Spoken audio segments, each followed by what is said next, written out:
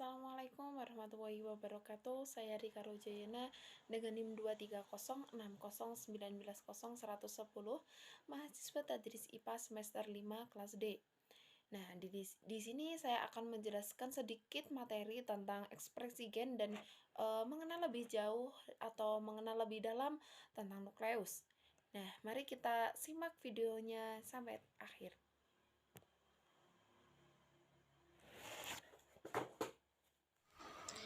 Agar tetap sehat, tubuh kita membutuhkan banyak zat, salah satunya protein. Sehingga protein harus dibuat dalam tubuh kita.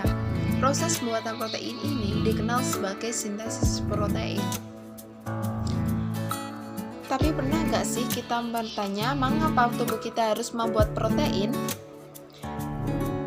Protein memainkan peran penting dalam tubuh kita, di antaranya untuk transportasi zat, pembentukan enzim, dan berperan dalam kekebalan tubuh dan masih banyak lagi. Untuk itulah kita sangat memerlukan protein. Lalu bagaimana proses terjadinya sintesis protein? Secara umum, sintesis protein terdiri dari dua tahapan, yaitu transkripsi dan translasi. Transkripsi merupakan proses pembuatan salinan mRNA yang berasal dari DNA. Sedangkan translasi merupakan proses penerjemahan mRNA menjadi protein. Jadi singkatnya, sintesis protein adalah proses DNA menjadi mRNA, lalu mRNA menjadi protein. Proses yang pertama yaitu transkripsi, terjadi di dalam nukleus. Ada 3 tahapan yang terjadi dalam transkripsi, yaitu inisiasi, elongasi, dan terminasi. Saat terjadi proses transkripsi, DNA yang terkandung di dalam nukleus akan dihadiri oleh RNA polimerase. Inisiasi terjadi saat RNA polimerase melekat pada daerah kromatogen. Pada saat itu, RNA polimerase akan memulai membentuk mRNA melalui cetakan DNA nukleat. Poin yang harus diingat adalah adenin pada DNA akan berpasangan dengan urasil pada mRNA. Timin pada DNA akan berpasangan dengan adenin pada mRNA. Guanin pada DNA akan berpasangan dengan sitosin pada mRNA.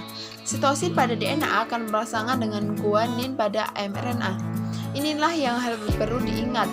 Kemudian karena polimerase akan mengarahkan pembacaan dari arah 5 ke 3, proses ini dinamakan sebagai elongasi.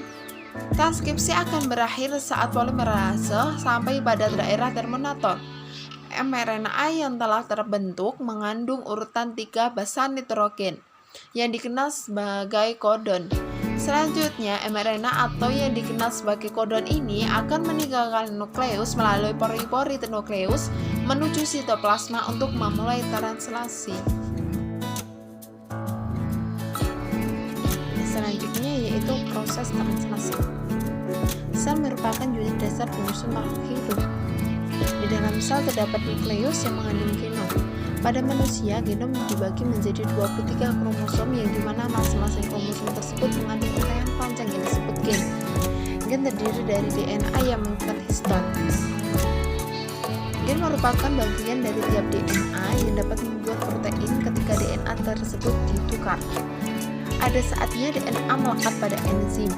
Di enzim, rantai double helix dari DNA akan terbuka melebar dan terpisah menjadi rantai DNA yang di atas dan di bawah.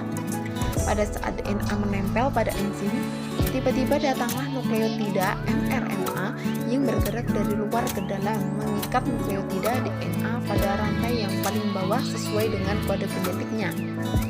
Proses pengikatan tersebut akan menyusun nukleotida mRNA menjadi rantai yang disebut mRNA. Proses ini disebut transkripsi. mRNA berfungsi sebagai tempat protein sebelum terjadi proses translasi. mRNA akan terjadi penghapusan serta penambahan. Kemudian, mRNA akan bergerak keluar di celah nukleus ke ruangan membran sel menuju ribosom dengan cara bergerak bebas di cairan sitoplasma. Kemudian datanglah ribosom satu dan lainnya dan yang mendekat dan mengikat mRNA. Ribosom akan membaca pesan mRNA dengan menyediakan rantai yang berikatan dengan amino yang disebut tRNA. tRNA dari luar. Amino ini mengandung 20 jenis masam yang berbeda-beda yang disebut asam amino. tRNA telah menyiapkan 3 nukleotida sebagai antikodon. Sewaktu-waktu kodon mRNA akan membaca antikodon tRNA dengan pengikatan yang berurutan secara treatment.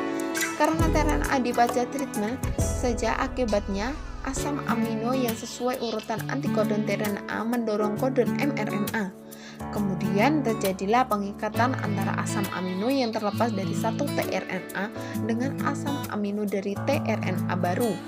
tRNA baru mendorong mRNA sehingga tRNA ikut terdorong. Akibatnya tRNA yang melepas asam amino akan terjadi pengikatan antara satu asam amino dengan yang lainnya. Hasilnya asam amino yang tersusun membentuk rantai yang disebut sebagai polipeptida sehingga keluar dari ribosom. Proses ini disebut translasi. Jika translasi telah selesai, maka polipeptida akan terputus. Kemudian polipeptida akan bergerak bebas sehingga lama-kelamaan melipat menjadi satu dan mengeras yang disebut sebagai protein.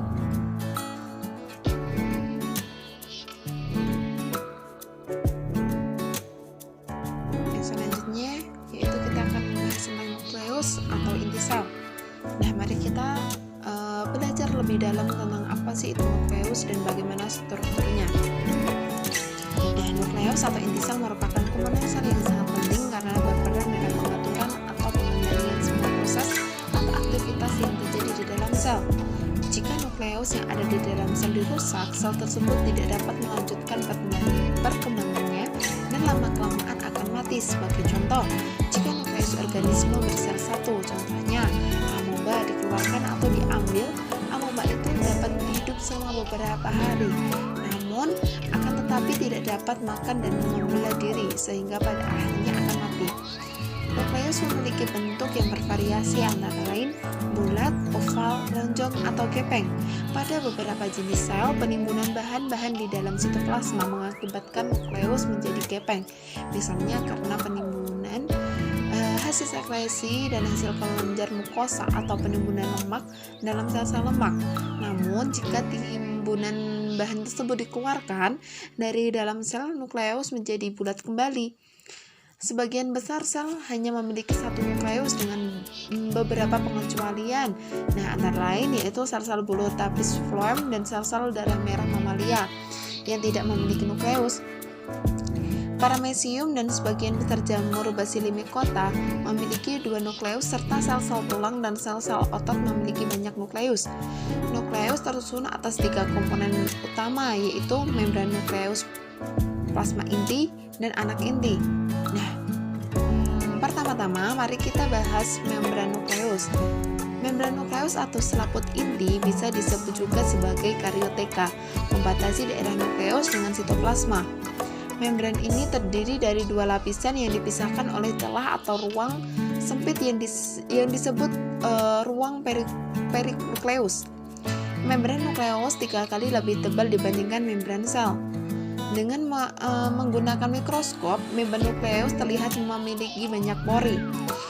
Nah, melalui pori-pori ini berbagai zat atau bahan keluar masuk dari dan ke dalam nukleus. Pada permukaan luar membran nukleus banyak melekat ribosom dan seringkali berhubungan dengan retikulum endoplasma, baik itu retikulum endoplasma kasar maupun retikulum endoplasma halus. Nah, selanjutnya adalah cairan inti atau nukleoplasma. Nukleoplasma merupakan cairan yang terdapat di dalam nukleus. Di dalam nukleus plasma terdapat enzim protein nukleotida, ion, dan kromatin. Kromatin merupakan istilah bahan nukleus yang berisi DNA. Dengan menggunakan mikroskop, kromatin terlihat seperti benang-benang kusut. Selama pembelahan nukleus, kromatin mendapat dan berubah menjadi kromosom yang terakhir. Yang terakhir adalah anak inti atau nukleolus. Di dalam nukleolus terjadi sintesis berbagai macam molekul asam ribonukleat atau RNA yang akan digunakan untuk aktivitas sintesis protein dan pembentukan ribosom. Ribosom merupakan organ sel yang berfungsi menyintesis protein. Oleh karena itu, pada sel-sel yang aktif melakukan sintesis protein, misalnya sel-sel embrio dan sel-sel jaring nukleus, terlihat besar. Nukleus memiliki ukuran yang bervariasi pada setiap sel. Sekian video dari saya. Semoga bermanfaat. Mohon maaf jika masih banyak kekurangan. Akhirul kalam, wabillahi taufiq wal hidayah. Assalamualaikum warahmatullahi wabarakatuh. Terima kasih.